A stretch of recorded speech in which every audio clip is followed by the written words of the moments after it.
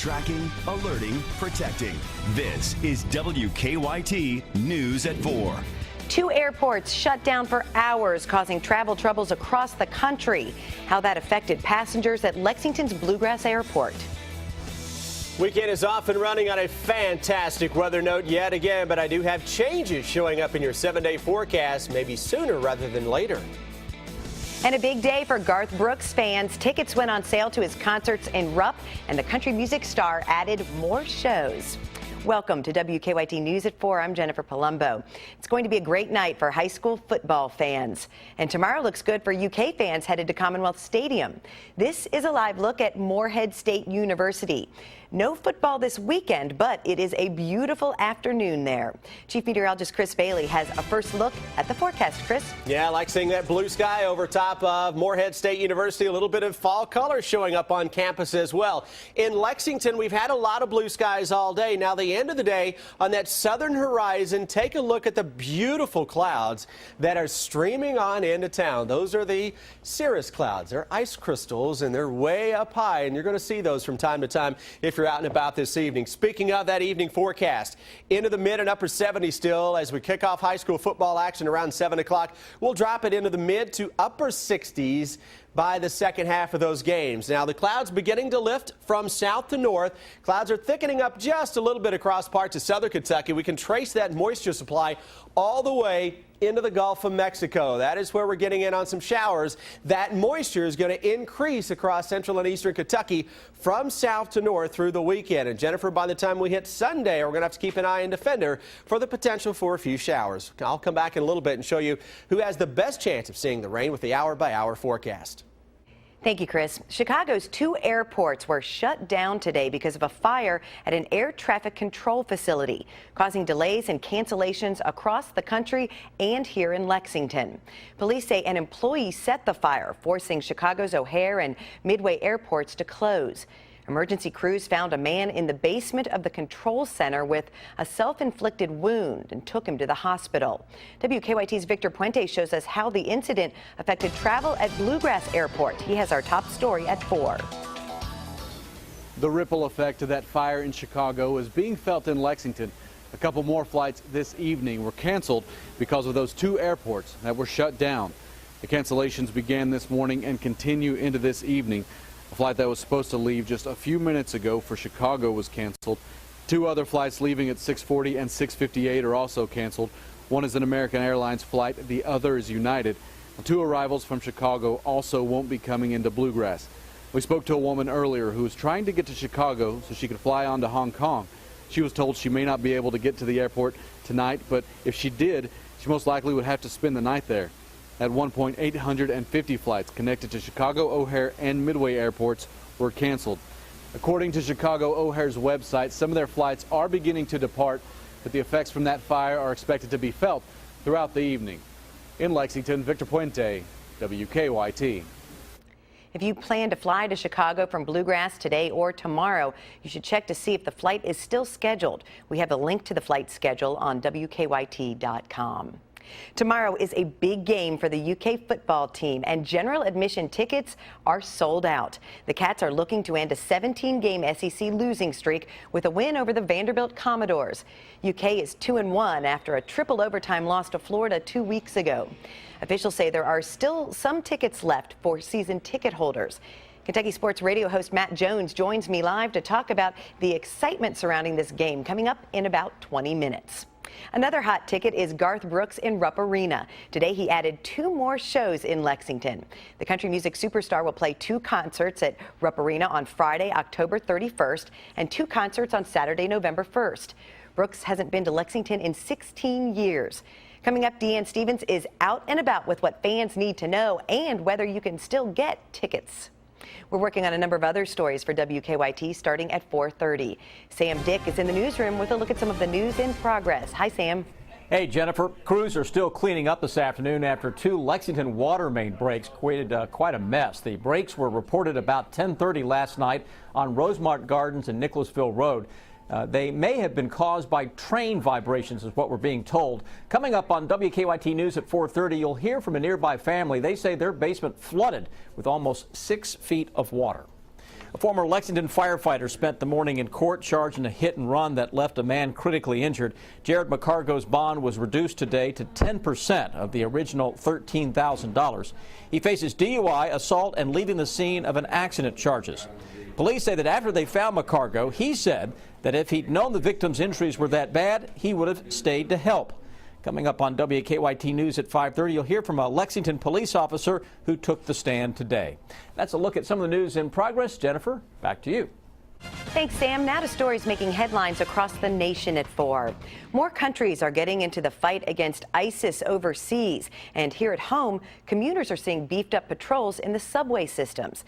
Alfonso Van Marsh has the latest from New York. U.S. Central Command says American and allied warplanes attacked 10 more ISIS targets in Iraq and Syria today.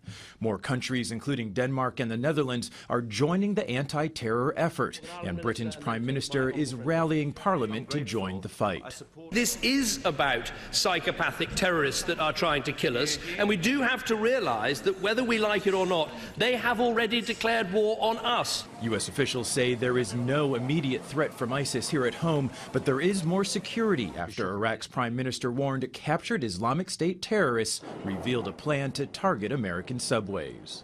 Here in New York, commuters are seeing a heavier than usual police presence, but the NYPD is downplaying the threat, saying that New York City normally operates at a heightened sense of security.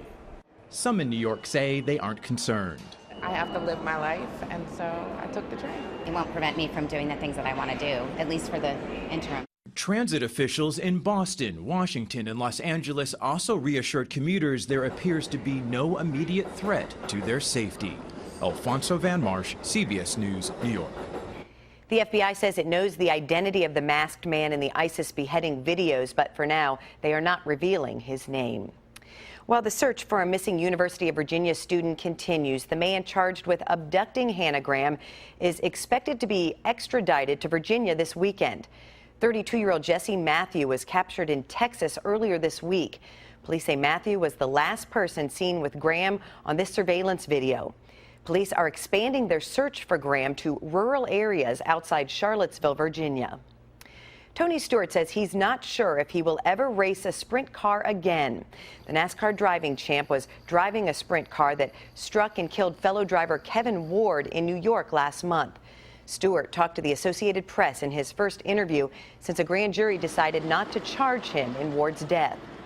Stewart said there has not been a day that's gone by that I haven't thought about it and that it will be a part of him forever. He could still face a civil lawsuit. Apple has released a second update to its new operating system. We'll tell you where you can get it coming up in WKYT Money Watch.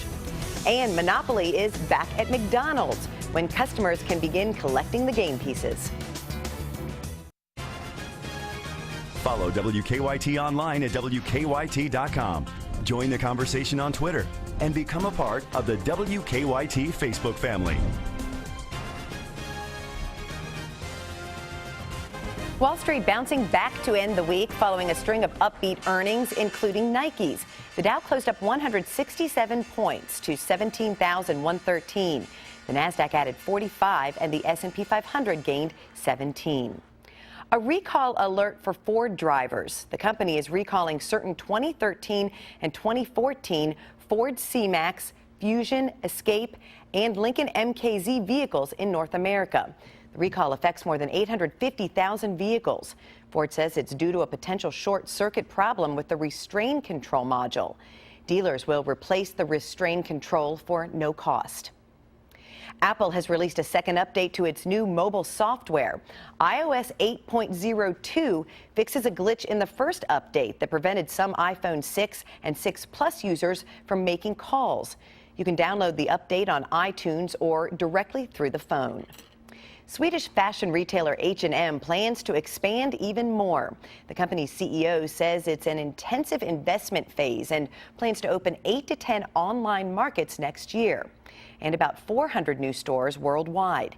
H&M reported a nearly 20% increase in third quarter net profits in 2013. Sales in the period grew more than $5 billion from the year before. H&M opened 209 stores in the past 9 months. Monopoly is coming back to Mickey D's. Starting next week, McDonald's customers can play its version of the iconic game with chances to win everything from free food to luxury vacations and even $1 million in cash.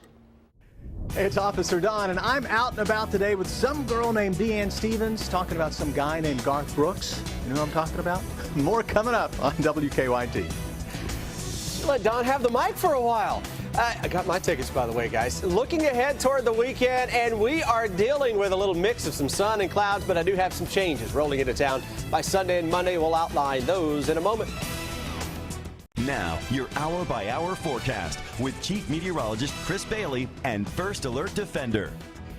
Hello, weekend. Rolling our way toward our Saturday and Sunday fine weather fashion yet again. Little cloud cover, though, beginning to stream on into much of the area. But boy, oh boy, we cannot ask for a whole lot better stuff than what we've had this week and really over the past couple of weeks. Upper 70s to low 80s now into most of central and eastern Kentucky. Everybody seeing that partly sunny sky, but a little more cloud cover showing up across parts of southern Kentucky. Live First Alert Defender, nothing going on. So we throw the satellite under Defender and you see the overcast now starting to basically take over the bluegrass state. It's high, it's thin, it's just ice crystals that are up there. You're going to see more of those this evening. Then again tomorrow. May wake up to a touch of some fog. Tomorrow afternoon, upper 70s to low 80s. Again, some of those high clouds streaming on by our skyline. So that weekend forecast tomorrow looking pretty good with low 80s, warm day.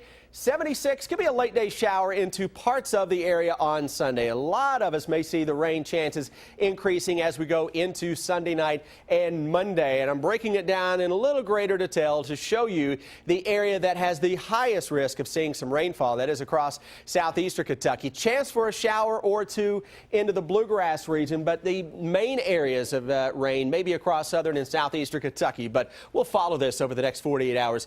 We'll keep you updated through tonight. And of course, Mike tomorrow morning, Jim tomorrow night. We'll have an update on the rain chances as we go into Sunday and Monday. It's been awfully dry for the past couple of weeks, so a little bit of rainfall certainly would go a long way. Warm high pressure across the Great Lakes and the New England states slowly giving way to this moisture that is across the Gulf of Mexico. So you notice how some moisture begins to stream in as we go into tomorrow, and especially for the day on Sunday. By Sunday evening, that low is just to our south and southeast. We'll see how far a lot of that juice can get to the north. I think the heaviest rains may be down across parts of Gatlinburg and the Smoky Mountains, but at least some steadier showers into parts of the region as we go into Sunday night and for the day on Monday. Forecast for tonight. Upper 50s to around 60. A little valley fog out there first thing tomorrow morning. That Saturday forecast, basically a carbon copy of this afternoon with just a little more in the way of some clouds with those upper 70s and low 80s. We go into Sunday with a chance for a shower, better chance Sunday night into the day on Monday. We'll knock temperatures down a few degrees, but overall it's a warm forecast period. Upper 70s to near 80 for the middle of next week. I know we've got the fall meet at Keeneland beginning next Friday. That looks to be the arrival of a cold front. As of now, it's all about the timing with these fronts. A week away still, so a lot can change. But right now, cold front may be on top of the region with some showers, some thunderstorms, some gusty winds, and a big blast of chill that will follow that up. Busy time on the roadways. It is a Friday after all. Here's Officer Don. Yes, it is, and we start off with a crash on Newtown Pike near Spy Coast Lane. That's going to cause backups on Newtown approaching the circle again this afternoon until traffic's clearing the interstate. It's very heavy there. Also, there's a collision at North Lyman 3rd and at Bryan and Castlewood. That's a non-injury crash, but it is in the intersection. Now back to you in the studio. To become a WKYT Live driver and download the Waze app, go to WKYT.com. Under the News tab, click on Traffic for more information. Well, this is the biggest concert to come to Lexington in a long time. Garth Brooks tickets went on sale at 10 this morning. Chris Bailey, one of the first ones in line. You know I'm a little bit of a fan. Deanne Stevens is in the middle of all the excitement. Where else would she be? She joins us from 98.1 The Bull Studios with more. How about it, Deanne?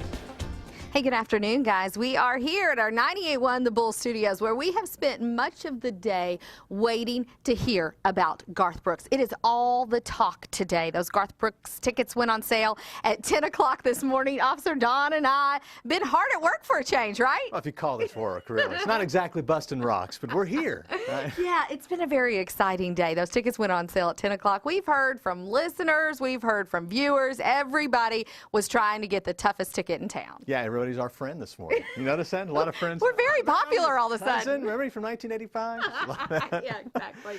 Talk a bit about what we did this morning and the phone calls we kept getting from Garth Brooks people, and then they'd opened up 2 more shows. Very exciting for everybody. Well, we counted down right to 10 o'clock when it went on sale, and we could just watch and listen from Garth's people who were telling us, hey, look, okay, here's the deal. We're adding 2 more shows. We get the call. They've kept us up to date all morning long, throughout the morning, and here we are. You know, it's been very exciting to see this many tickets. The whole adding shows thing, I've never been part of that before in this business. You know, or they'll kind of, okay, we'll add another, we'll add another. So it's really neat. So it was 16 years ago when Garth Brooks last played at Rupp Arena. Michael Jordan, our boss in here of 98.1 The Bull, all of our Clear Channel studios, iHeartMedia now, right? Yeah. You were talking about that and how this is record-breaking this year for Garth Brooks. In 1998, there was 3 shows sold at Rupp Arena. And we were really hoping to get to 4 or 5 shows. We got to 4 shows. 2 of the shows are pretty much sold out. That's the Saturday shows. There still might be some tickets available for the Friday night late show, and there might be a few tickets left for the 6:30 show. But I think we're going to set another record here, and it's just been a tremendous day, and so excited to be a part of it. And cannot wait for Garth Brooks to come to Lexington. Listen, and you guys are in for a treat because the 3 of us got to see Garth Brooks in Atlanta Sunday night. He's bringing that show on the road here to Rupp Arena. We'll have more on Garth Brooks Mania coming up at 4:50. I'm Deanne Stevens, out and about in our 98.1 The Bull studios. Back to you guys. Thank you, Deanne. Chris Bailey will be at the Saturday night show, which is one of the sold-out ones. Yeah, I was lucky enough to get some tickets for it, so I'm feeling good about it. I saw him in 98, and 93, and 91 at Rupp, so yeah, we got to be there. It's going to be a big weekend. Well, fans will pack Commonwealth Stadium tomorrow, hoping to see the Cats beat the Commodores, something they haven't done in several years. Kentucky Sports Radio host Matt Jones tells us why this is UK's year, next on WKYT News at 4. In this countdown to game time, the UK Wildcats hope to end a streak when they take on Vanderbilt tomorrow. The Cats have 17 straight losses to SEC teams, but they're a big favorite to beat Vandy and get a win that would improve their record to 3-0. Kentucky Sports Radio's Matt Jones is here. This is a big game. General admission tickets sold out. We're going to pack Commonwealth Stadium tomorrow. I hope. I mean, they've still got a lot of tickets left in the reserve section, but it is in my opinion, it's a huge game. I think it's the biggest game of Mark Stoops' career at Kentucky. They have to win. I mean, in my view, they've done so much positive. They've been so good so far in this regime, but they got to get that win. You know, we haven't won an SEC game since Tennessee in 2011 when we played Matt Roark as the quarterback. There's been so much goodwill, but you got to beat this team. You're a 17-point favorite, and you have looming a game against South Carolina next week on national TV and all that, but you got to take care of business this week. Vandy has beaten Kentucky the last 3 times, but this isn't the James Franklin Vandy team. I know, but that's important for people to remember. The last 3 times Vanderbilt's won, and let's talk combined score, 100-28. The last 3 times these two teams have played. So a lot of Kentucky fans, I feel like, say, well, they're going to win. Kentucky's going to win easy. Vanderbilt's kicked our tail for a long time. So I do believe, however, that this is a different Kentucky team. This is a different Vanderbilt team. I think UK wins, but I think it's going to be closer than people think. I actually think it's going to be a game for most of them. UK Vandy, a noon kickoff on the SEC network, and fans get there early to show your support. Catwalk starts at 9:45. Also, there are going to be a lot of key recruits at this game. One of them, Damian Harris, who was on your show this morning. You went down to Madison Southern. Yeah, I went to Madison Southern to see Damian Harris. I have to tell you, Damian Harris may be the most impressive young high school recruit I've ever seen. And I don't just mean on the field. I mean, this is a kid who, when he talks, he sounds like an NFL player. He actually sounds better than most NFL players. He's from Madison Southern, probably the best running back this state has ever produced.